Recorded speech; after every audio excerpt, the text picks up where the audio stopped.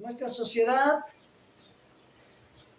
está creciendo de una forma que las personas se creen autónomas, las personas se creen que solamente ellos existen en el universo y que todo el mundo tiene que rendirle pleitesía y que lo importante soy yo, no soy yo como mujer, ¿no? Soy yo como macho, soy yo como empresario, soy yo como intelectual. Es decir, una sociedad donde todo cuanto uno puede decir es simplemente una sugerencia porque yo tomo la decisión. Y vivimos así. Sin embargo, en el pensamiento de Dios, en la economía de Dios, existe otra cosa. Existe una distinción clara teológica, ¿no? Donde una cosa es la voluntad permisiva, ¿no? Es decir, lo que Dios permite que ocurra, y la voluntad perceptiva. Y cuando hablamos de esta voluntad perceptiva, es justamente la que no nos gusta, porque esa tiene que ver con su orden, con lo que Él nos manda.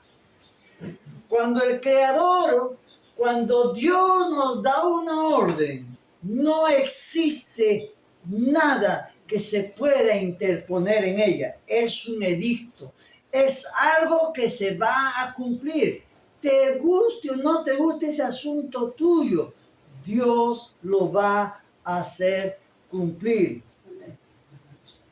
¿Puede demorar el tiempo? Por supuesto que sí. Pero si Dios te eligió para un propósito, tú te puedes oponer, puedes poner pretextos como Jonás, puedes poner pretextos como Moisés, pero a Dios no le interesa.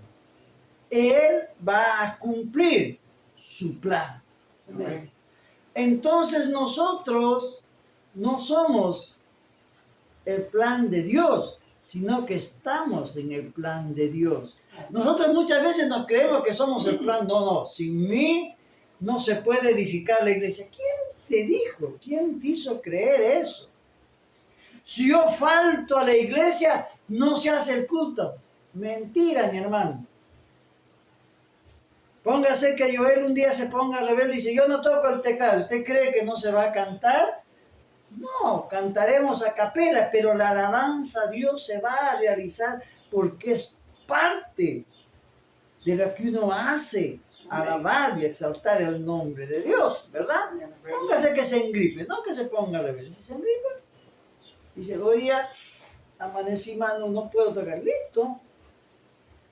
No sé, con gallos, gallinas, patos y chanchos, pero todos alabaremos al Señor. No tendremos buena voz, uno mejor, otro peor, pero se va a realizar. Amén. Entonces tenemos que reconocer que nosotros como personas muchas veces decimos, yo creo en el Señor, yo amo al Señor. Es más, yo puedo decir, y algunos de acá pueden decir, yo sirvo al Señor. Pero desconocemos a ese Kyrios. Kyrios es Señor. Y este título de Kyrios, este título de Señor, no es fácilmente de estar hablando a boca suelta. Porque no es un título honorífico. ¿Vio? Es como que a mí me den, en alguna universidad me den el título honorífico de, vamos a ver, Habemus Papa, vamos a poner, ¿no? El título es Habemus Papa, por conocimiento teológico. Pero yo jamás estudié en ese sitio. No le vi ni una materia en esa universidad. Pero me dan un título honorífico por lo que yo sé. Y Dios no tiene títulos honoríficos porque Él es. Es decir, que el rango de Señor de señores y Rey de reyes es un título legal y verdadero.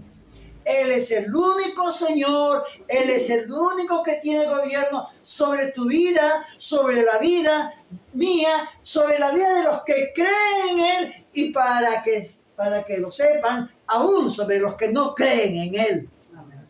Es decir, Él gobierna sobre toda la creación. Él tiene autoridad sobre la creación porque el Señor es quien creó la creación. Valga la redundancia. Él es el alfarero. Él es el que nos ha moldeado y nos ha hecho con un propósito.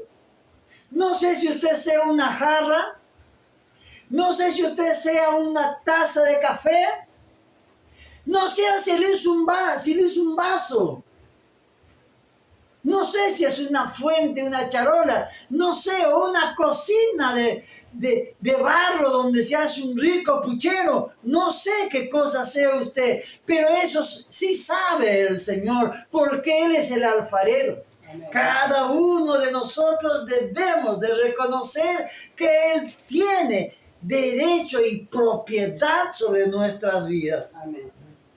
Y si es sobre nuestras vidas, también sobre nuestra voluntad. Es por eso que Lucas 6:46 dice: ¿por qué me llamas Señor, Señor, y no haces lo que yo te digo? Tremenda pregunta que hace el Señor. ¿Por qué me dices Señor? Si yo te hice olla y tú quieres ser vaso, ¿no soy yo acaso el Señor? Yo no te preparé para que simplemente des agua. Te preparé y te creé para que hagas un buen puchero.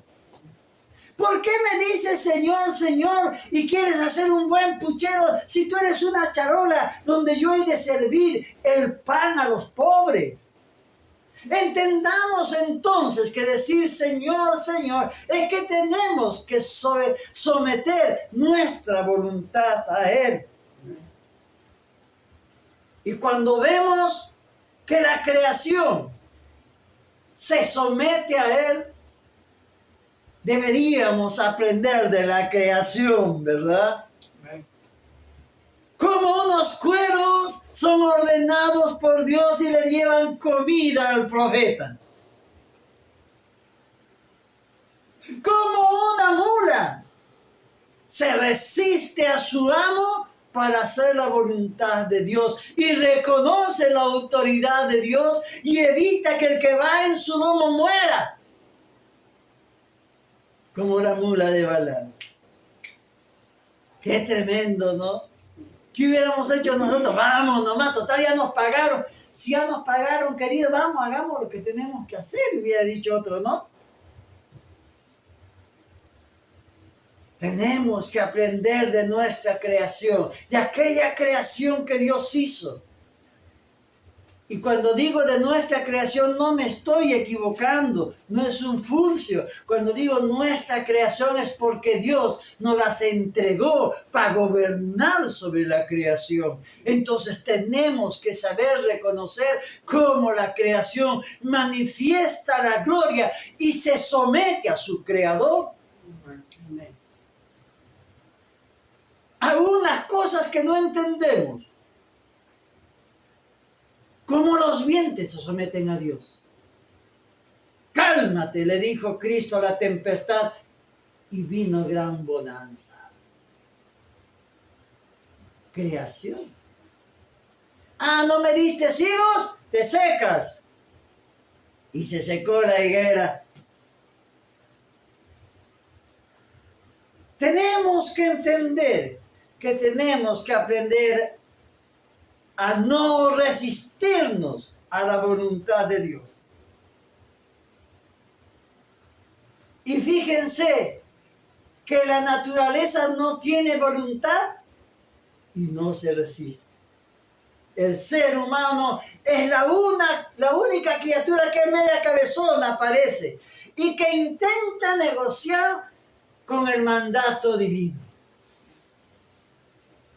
Bueno, yo te voy a servir, sí. Ah, pero, Señor, el caché, ¿no? ¿Cuánto hay si hago, no? Qué terrible tener y qué peligro es esa sugerencia. Tratar la orden de Dios como una sugerencia. Déjeme decirle que Dios no sugiere a nadie. Dios no te está diciendo, por favor, hijito, podés ir. No, Dios no te está sugiriendo. Dios te está ordenando, Dios ordena, Dios no sugiere. ¿Se acuerdan de cuando hemos visto de Naamán? Cuando hemos visto de Esther, que decían, la orden del rey, una vez dada, no puede ser revocada ni por el mismo rey. ¿Se acuerdan? ¿Sí o no? ¿Sí? ¿Se acuerdan cuando iban a matar a los judíos? Dijeron, no, entonces, como no puedo deshacer esa ley que hizo el rey, dijo, voy a hacer una ley para que a cualquiera que intente matar a los judíos se puedan defender y evitar ser muertos. ¿Sí o no? ¿Se acuerdan? ¿Se acuerdan de Daniel? Que entra al foso de los leones y dice que el rey buscó la manera durante el día de evitar que ese edicto se cumpliera, pero no había nada que pudiera hacer él, porque el edicto del rey se tiene que cumplir. Ahora yo pregunto, si el edicto de un rey humano, es más, de un rey pagano como el de Persia, se tenía que cumplir, ¿ustedes creen que podemos nosotros negociar con Dios, sugerirle, plantearle un trato para cumplir su ley o lo que Él nos da? Amados míos, debemos reconocer en esta Navidad que Él es el Señor de señores y el Rey de reyes. Amén. Cristo mismo vino a la tierra y Él se sometió a su Padre. Él dijo, Padre, si puedes, líbrame de este trago amargo, mas hágase tu voluntad y no la mía. El segundo de la Trinidad se sometió a su propio Padre, a su propia esencia.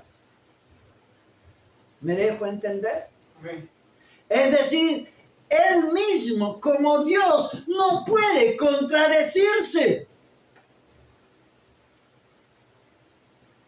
Él no puede contradecirse a sí mismo.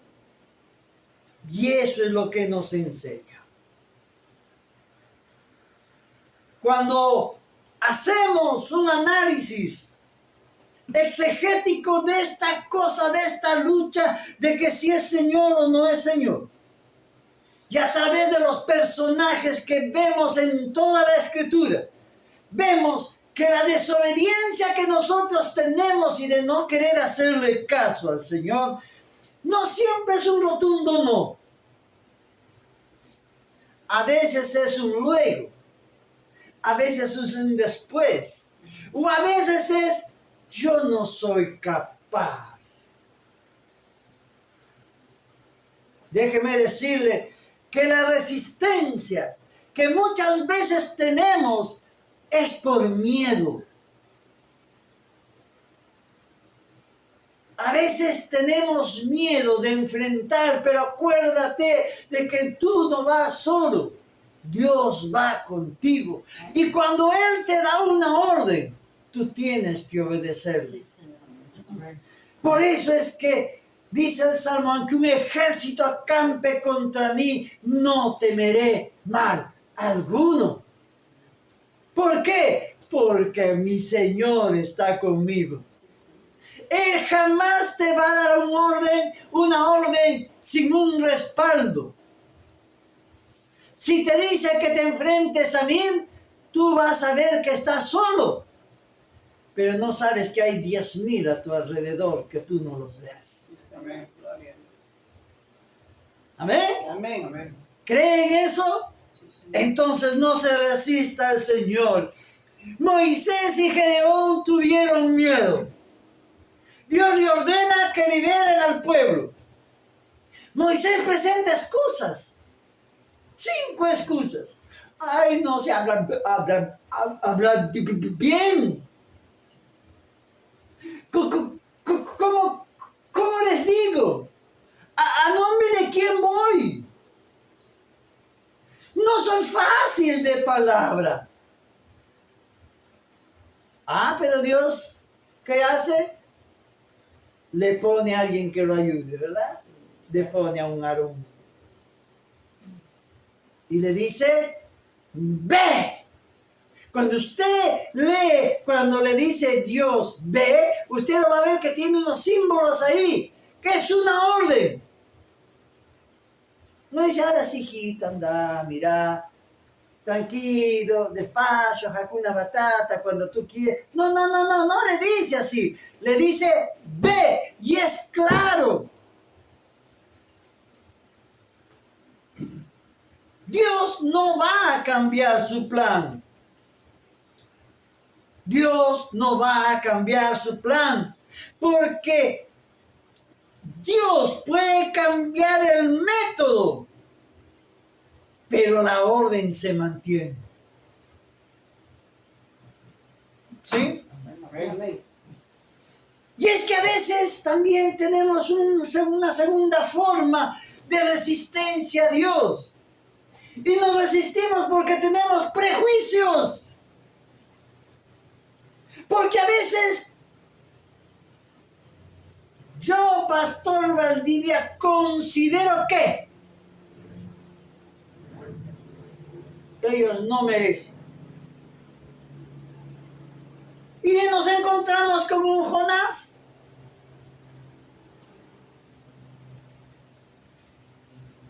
Jonás era un tipo muy arraigado en su judaísmo.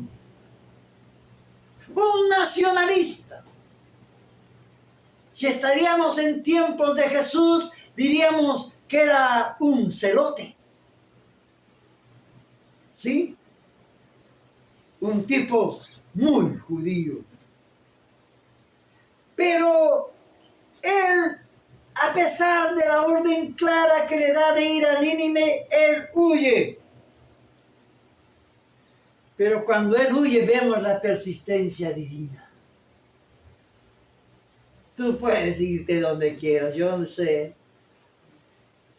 Los de acá hoy en día nosotros podemos tomar un micro, un avión, te puedes tomar un barco, sacar a crédito un pasaje y ¡chao! Nos vemos. Pero para Dios, ¿quién huirá de ti? ¿A dónde huiré de ti, Señor? En los cielos estás tú, en la tierra estás tú, en lo profundo estás tú, en los mares estás tú. ¿A dónde voy a huir de ti? Y eso es lo que no podemos entender. Él es nuestro Señor. Usted no va a poder huir de Él. Amén. Él va a movilizar su creación. ¿Va a poner tormentas? Claro que sí. ¿Va a poner mulas que te hablen? También. Claro que sí. Pero también va a mandar cuervos cuando tú le obedezcas. Y de repente la iglesia no te va a ayudar. De repente la iglesia te va a tomar de loco. Pero ¿sabes qué? Cuando tú cumples lo que Dios te dice y le dices, tú eres mi Señor y yo a ti te obedezco, no me importa lo que diga el pastor, no me importa lo que diga el profeta, no me importa lo que diga el anciano, porque si tú me estás diciendo, tú me amarás, y cuando tú te sientas solo, Dios va a mandar sus cuervos, es decir, va a mandar su creación para darte lo que Él ha prometido. Así es que tú ocúpate de hacer su voluntad. ¿Sí?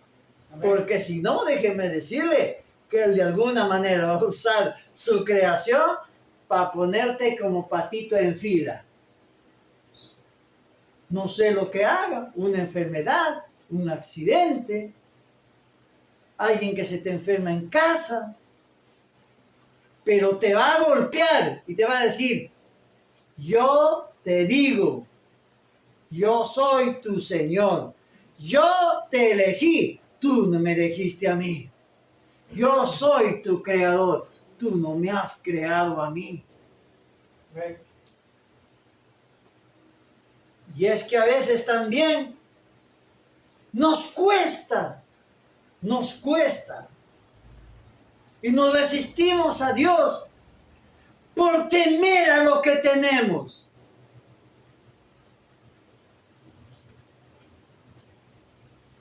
A diferencia de Jonás, que era un nacionalista, que no creía que los ninivitas eran merecedores de la misericordia, que los ninivitas no eran merecedores de la gracia y del perdón de Dios, porque esos incircuncisos no eran parte del pueblo de Dios, y Dios cómo va a perdonar a esos que están tan perdidos.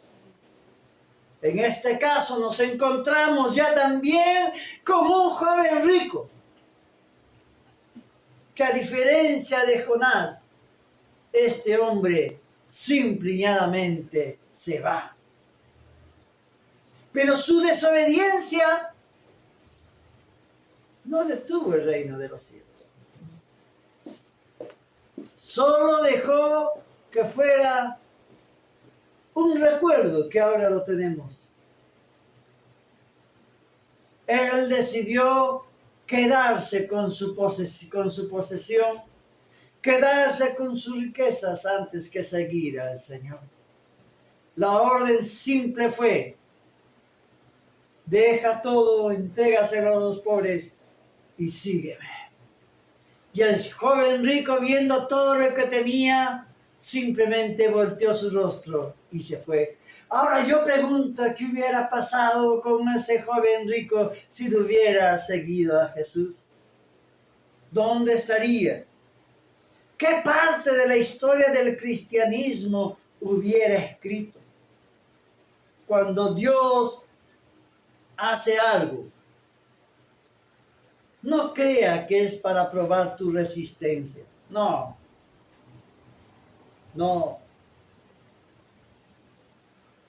La razón por la cual Dios da su orden es única. ¿Por qué? Es única porque es la única vía de dar vida. Cuando Dios te ordena algo, está considerando tu vida. Por tanto, tú obedece a Dios tal como Él te indica. Yo les he explicado miles de veces de que cuando nosotros hemos llegado acá, se nos ofrecieron abrir iglesias, entregar ministerios. Pero cuando uno está acostumbrado a escuchar a papá Dios, yo decía, pero papá, me dan ese terreno, mira, me dicen que me van a construir, ya tengo todo, ni bien llegando a Argentina. Y Dios dijo, no, y uno tiene que obedecer a papá. ¿Verdad que sí? Porque ¿saben qué cosa? Hay un costo en la media obediencia. Saúl no desobedeció a Dios por completo. Él fue, arrasó a los amalecitas. ¿Se acuerdan? Él fue, le dijo a Dios, destruya a Amalek. Mata a toda la gente, mata a todo el ganado, que no quede nada, allana la ciudad. ¿Sabe qué es allanar? Es dejar plano como para sembrar sal. ¿Ok? Pero Saúl, ¿qué hizo? Mató a todos menos al rey y al ganado gordo. ¿Desobedeció en todo? No. Pero no obedeció en todo. Por tanto, hacer a nuestro modo, puede traer sobre nuestras vidas la pérdida de lo que Dios tiene para tu vida. Si Él hubiera agarrado y hubiera matado a Amalek, ningún espíritu inmundo se hubiera metido en su cuerpo. No hubiera perdido su reino. No hubiera dejado de ser rey como dejó de ser, quitándose él mismo la vida. Y a veces nosotros queremos, y Dios nos dice, levanta mi iglesia, y queremos utilizar los métodos de otros. Deja que Dios practique en ti el método para tu iglesia. Amén. Cada uno de nosotros es especial. Pero Señor, el otro está creciendo, tiene células. El otro, tú no. Yo tengo un plan con tu vida. Y si tú dices que yo soy tu Señor, hazme caso a lo que yo te diga. Yo levantaré mi iglesia. Yo haré como yo quiero. Y vendrá la gente que yo quiero. Cada uno de nosotros es un árbol especial. Si usted me ve, digamos que yo soy un ciruelo, la pastora será una manzana, Joel será un pelo, por allá hay una uva, por allá hay un palto, un damasco, un membrillo. Cada uno dará su fruto a su tiempo. Uno demorará más, uno demorará en dar su fruto 20 años, otros 10 años, y otro de repente al mes o al año estará dando fruto grande. ¿Pero acaso no es el Señor quien da el fruto? Amén. Por eso, mis amados, que la obediencia de los ajenos, la obediencia de aquellos que no eran del pueblo de Dios, es bofetada a todos nosotros. ¿Saben qué pasa? Que muchos en el mundo, que probablemente dicen no conocer a Dios, cuando Dios le habla en sueños y pone metas en sus corazones, ellos no saben qué es de Dios y sin embargo le hacen caso a Dios y son bendecidos y son prosperados y ven la mano de Dios en sus vidas, aunque no quieran reconocerlo. ¿Sabía usted eso? Hay muchos hombres piadosos en esta tierra, que no se dicen si son cristianos, judíos, musulmanes, no, pero ellos en su corazón sienten algo tan profundo que hacen y comparten la gracia y la misericordia de Dios a los demás. Hombres dadivosos, hombres generosos, hombres piadosos, como ese centurión. Señor, no soy digno que entres en mi casa, ordena porque yo soy hombre de orden. Yo digo, haz y hace, yo digo, ven y vienen, vayan y van. Y tú, Señor, tienes el poder y la autoridad sobre todo lo creado. Amén. Sí, Señor. Ese centurión pasó a la historia y les estoy hablando de él. Le estoy hablando de un Naam, le estoy hablando de una Rahab, una prostituta, que salvó a los judíos. Aquella allá en las murallas de Jericó, y que después esa mujer, siendo lo que fue en su vida pasada, pasó a ser parte de la genealogía de Cristo Jesús, nuestro Salvador. Estoy hablando de una nuera de Noemí, mujer fiel y temerosa de Dios, que reconoció que el Dios de Noemí era el verdadero Dios. Y le dijo, donde tú vayas yo iré, tu Dios es mi Dios. Y también pasó a ser parte de la genealogía de nuestro Señor Salvador. Estoy hablando de eso, mis amados. No basta con decir, Señor, Señor, tú eres mi Señor. A Él no le sirve que le cantemos que es nuestro Señor. A Él no le sirve que hablemos de que es nuestro Señor. A Él le sirve que actuemos como siervos del Señor. Amén. Por eso tenemos que reconocer Que nuestro Señor Jesucristo es aquel que nos muestra cómo en el huerto de Getsemaní dice, no se haga mi voluntad sino la tuya, papá. Dios no nos da opciones a elegir, queridos. Él no te va a decir lo que tú quieres escuchar y lo que a ti te convenga. Él nos da órdenes para cumplirlas. Y para que de esta manera participemos de su gloria.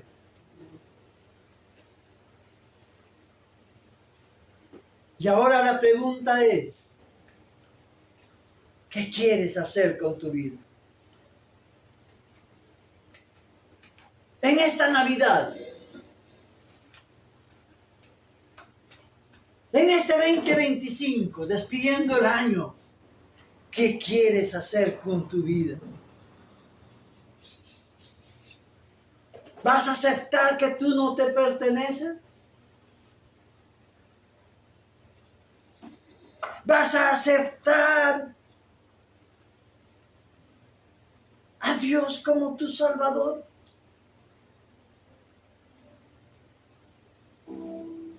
Empieza hoy o el 25. Cuando empiece la Navidad. Mientras otros levanten su copa y festejen que viene Papá Noel, tú levanta tu copa y dile, Señor, nace nuevamente en mi corazón. Quiero este 2026 hacer tu voluntad y no la mía. Quiero someterme a ti, Señor. Quiero decirte realmente que tú eres mi Señor. No de palabras, porque las palabras se las lleva el viento. Sino decirte, Señor, porque realmente tú eres quien gobierna mi vida. Padre amado, esta mañana te damos gracias, Señor. Gracias por nuestros hermanos que nos ven por internet, Señor. Gracias por tu pueblo aquí reunido. Padre bendito, que este año que termine, Señor, con nuestra falta de sometimiento a tu voluntad. Termine, Señor, con nuestra arrogancia, con nuestra soberbia. Termine, Señor, con nuestro pero. Termine, Señor, con nuestros caprichos. Termine, Señor, con nuestras autopercepciones equivocadas. Termine, Señor, con aquello que no te agrada. Y que el año 2026, Señor, podamos andar a tus pies y tomados de tu mano. Atentos a lo que tú nos vas a querer decir. Listos a tomar el arado donde nos mandes arar. No sé si será en un campo fértil, hermoso. O de repente me mandes arar en un bosque donde tengo que luchar con las raíces de los árboles. O quizás me mandes arar en un desierto, en una tierra árida, cálida, donde el sol me fatigue. Pero lo que yo sí sé, Señor,